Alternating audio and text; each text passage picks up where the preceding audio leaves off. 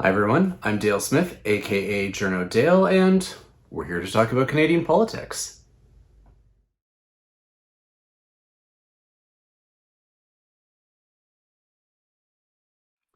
All right, we're here with Carleton University's Professor Stephanie Carvin, and the Foreign Interference Inquiry's first report just came out, and I figured we'd have a quick chat about it and kind of what was concluded. I think the initial reaction I've heard is that this doesn't advance too much more than what David Johnston had already said, and happy to hear any takes otherwise. I think there's almost a bit of a Rorschach test here. I Yeah. think in some ways, and it's like that's what's kind of interesting about this is that, and I think you could possibly make a case for both. So people who want to say, okay, well, the Johnson report was correct, they can kind of pick and choose the fact that she says things in the report that, okay, there is no, like this didn't change the outcome of the election. There were some issues in a few ridings, but it's hard to tell, it's hard to know, etc.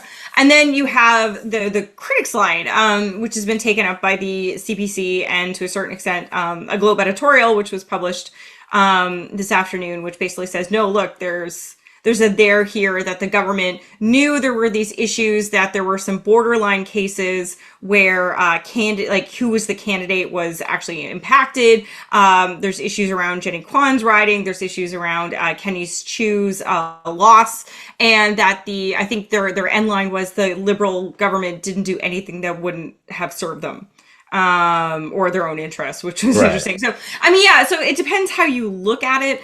My take on this is, okay, agreed. Like there's no major difference from the Johnson report. However, there's a lot of detail here. Justice Hogue, for someone who may not have had a national security background, something that did actually concern me.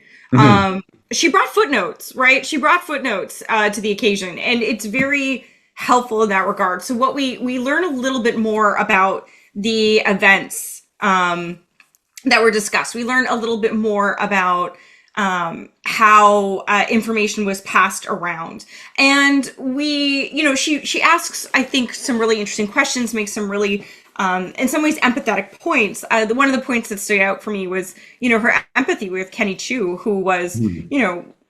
going around saying, look, I think there's this foreign interference campaign targeting me and I want some help. Goes to CSIS. CSIS takes all of his information, never contacts him again. And he said, I felt like I was drowning and there was no one to help me. And she specifically says, I get that.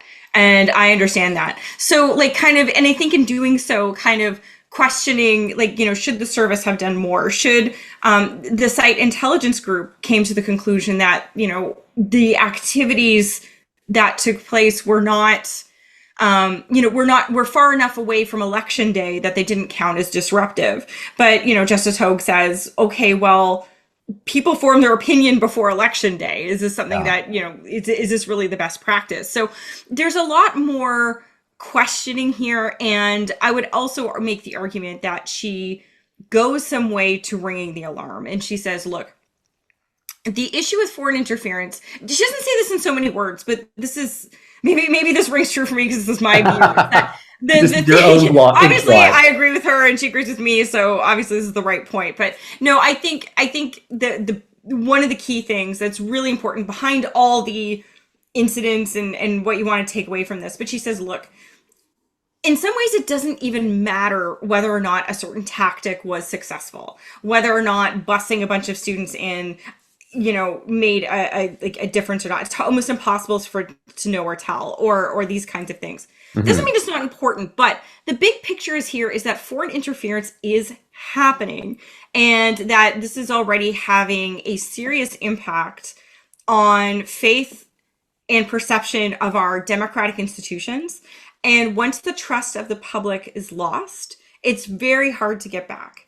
So in that Right. sense, I think she's really ringing an alarm that we didn't get in the Johnson report. Johnson was trying to, the Johnson report to a certain extent was trying to reassure Canadians that the election was still free and fair. Justice Ogue doesn't disagree with that conclusion, but she points out this wider concern about, if people believe that they may be targeted in ways they don't understand, or if, foreign states are trying to persuade certain groups to vote in some way, then that is going to ultimately hurt Canadian democracy. and we need to actually do something about that. And this is where I think the report does differ, maybe in tone or flavor rather than in stark raging contrasts. Right.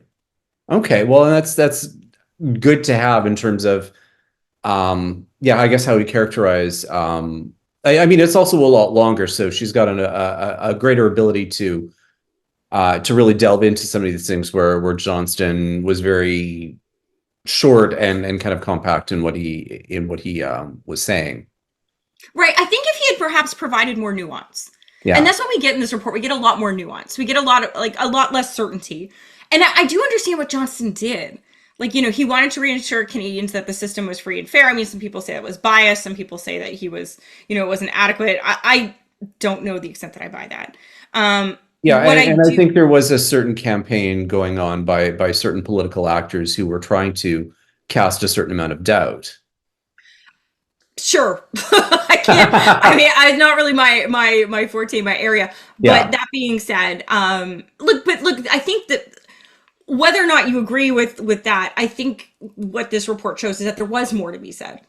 And it's now been stated. So I think this is why everyone can kind of take something away from today's report.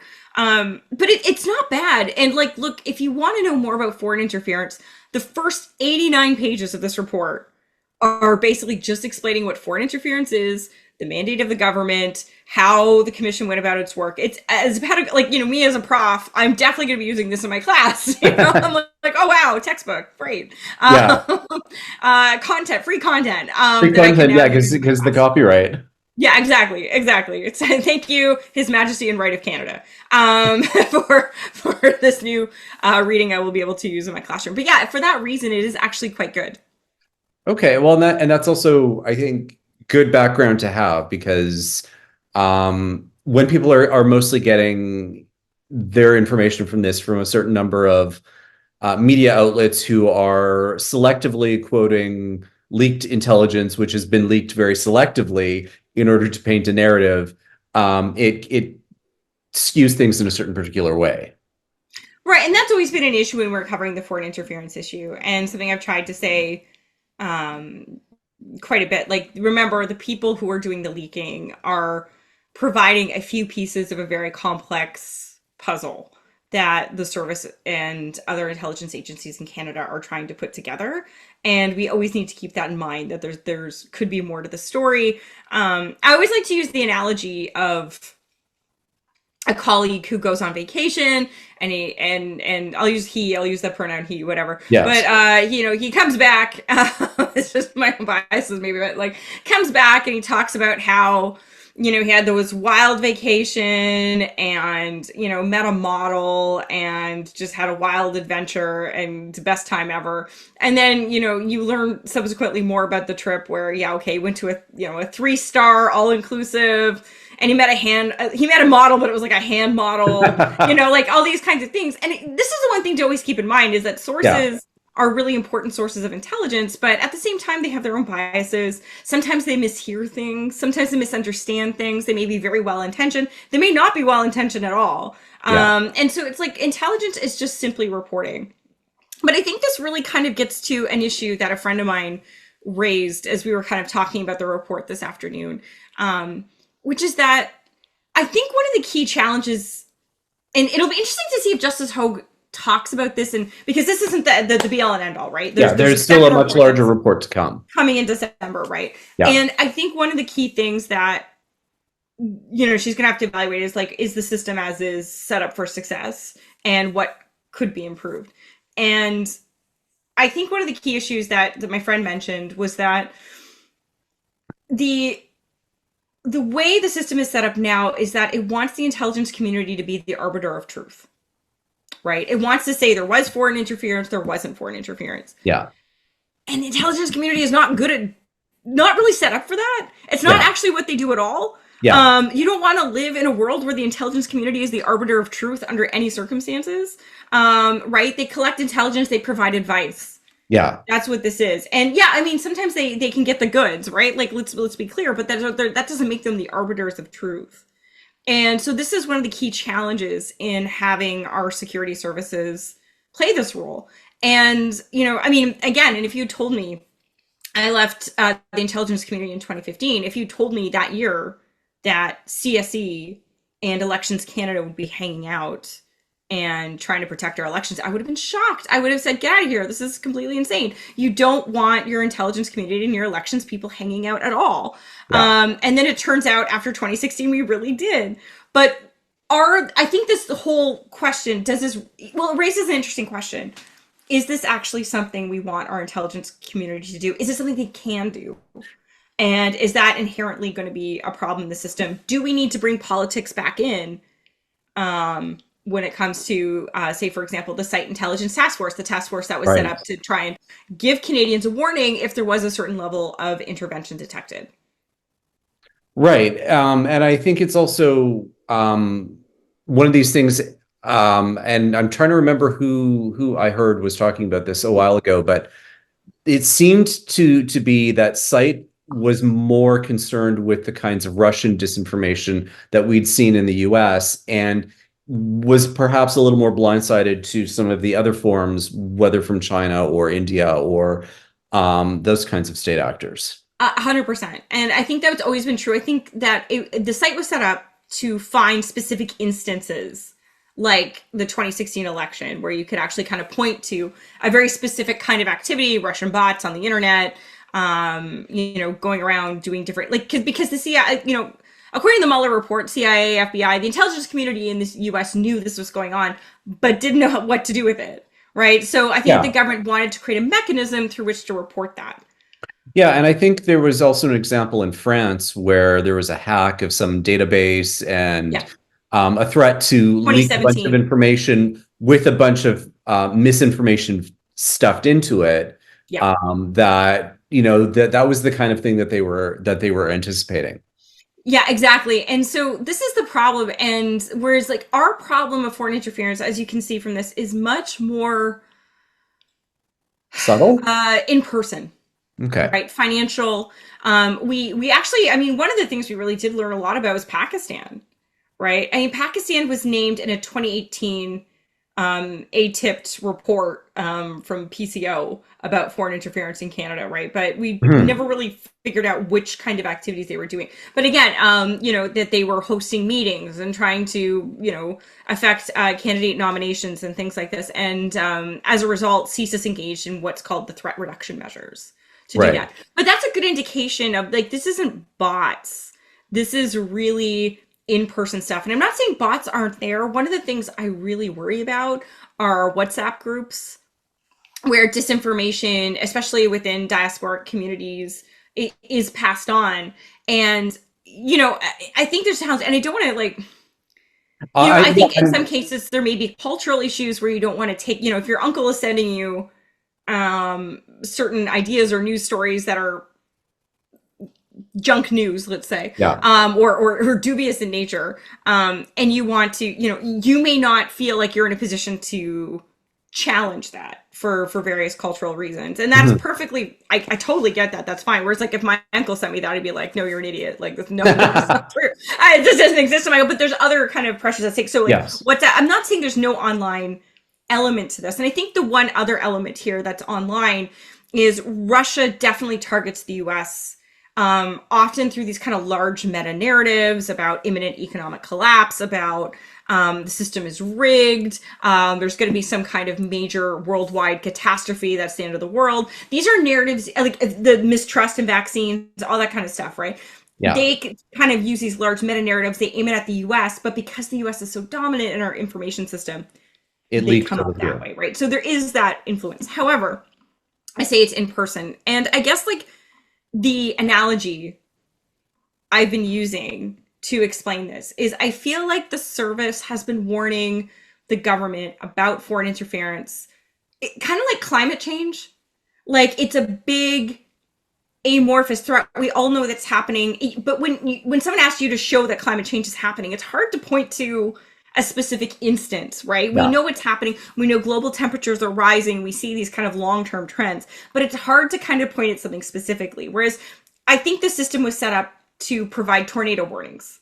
Yeah. And, so whereas, the service is kind of worried about this larger climate, the government is set up for specific actionable pieces of intelligence that it can actually do something about.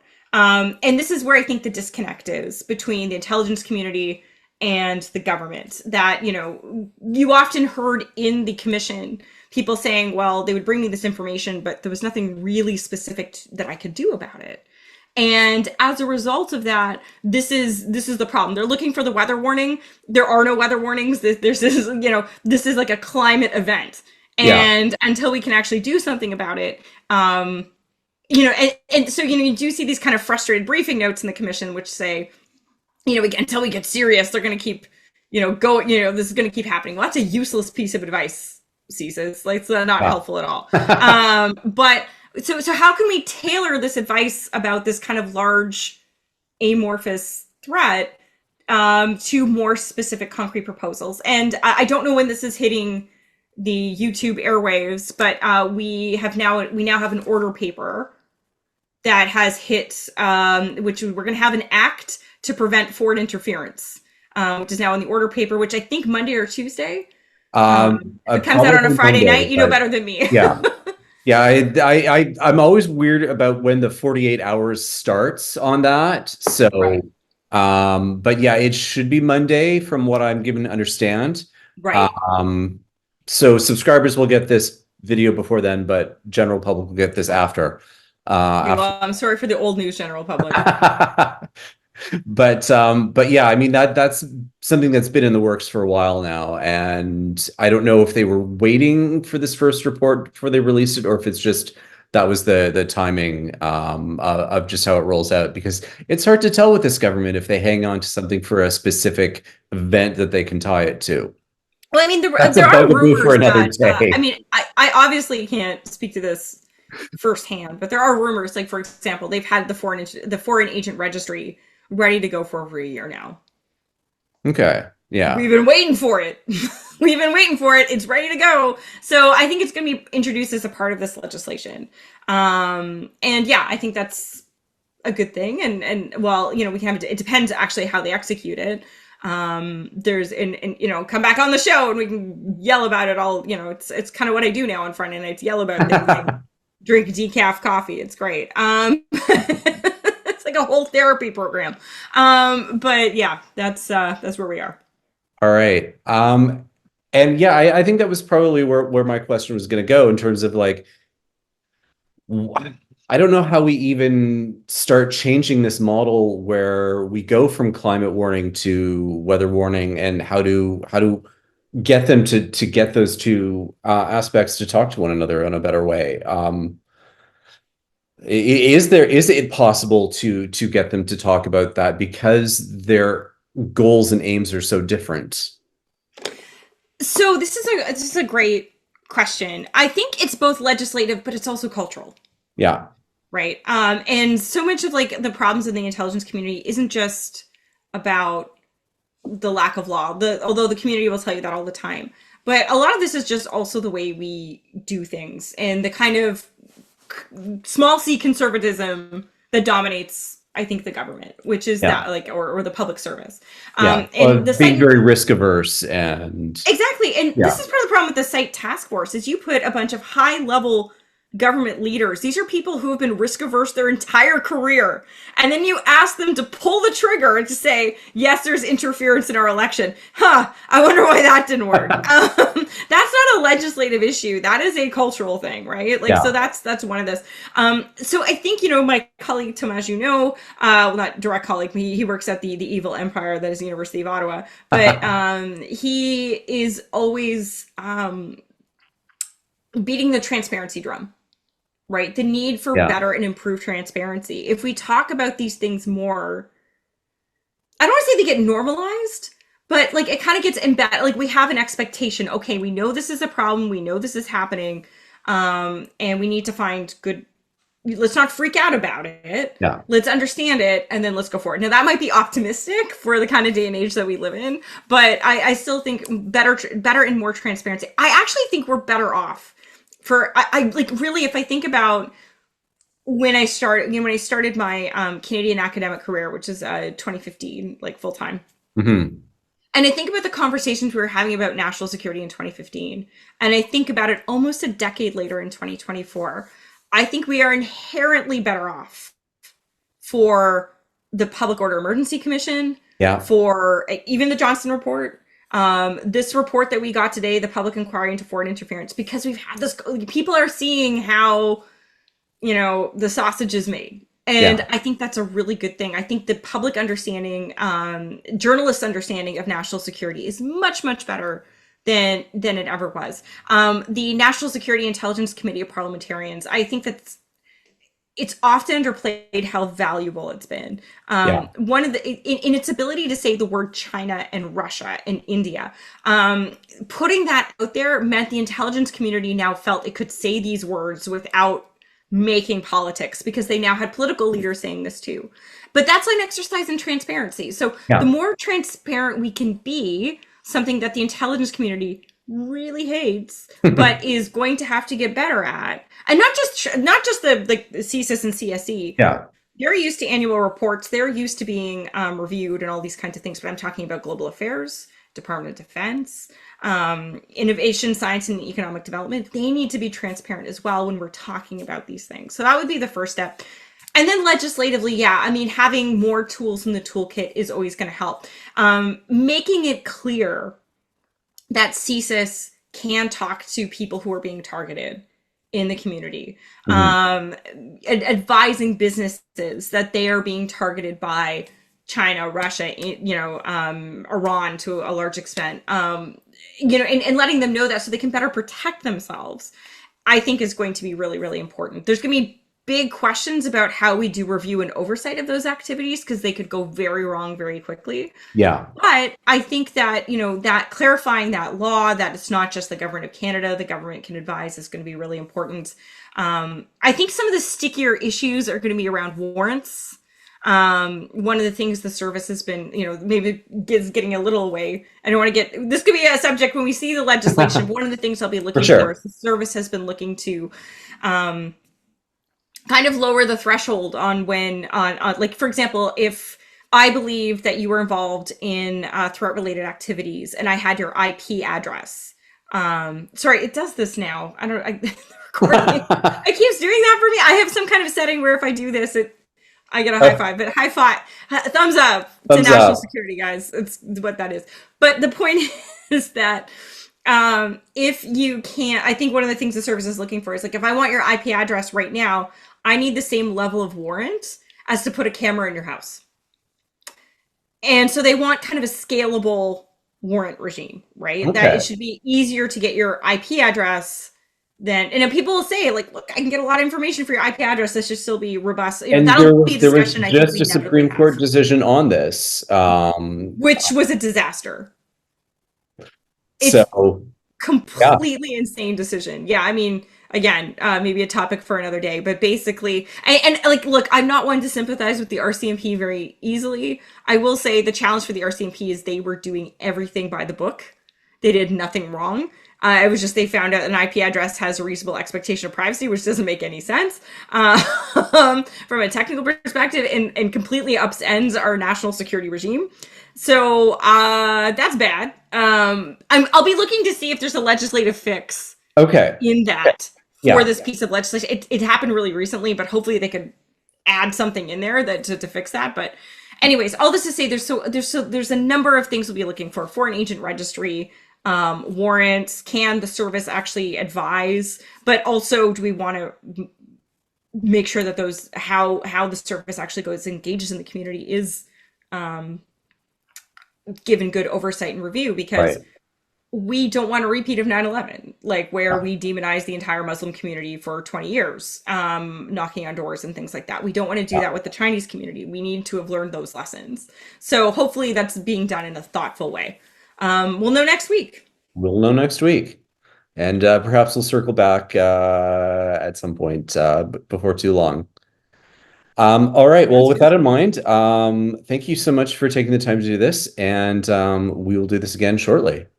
Yeah, it's fun. Thanks for Friday night decompression. All right. Cheers. Cheers. See you soon, Daniel. And that's everything for this week. Join us again next week for some more Canadian politics. I'm Dale Smith. It's at journo_Dale on Twitter. And don't forget to like the video, share, subscribe, and support us on Patreon. Thanks, everyone.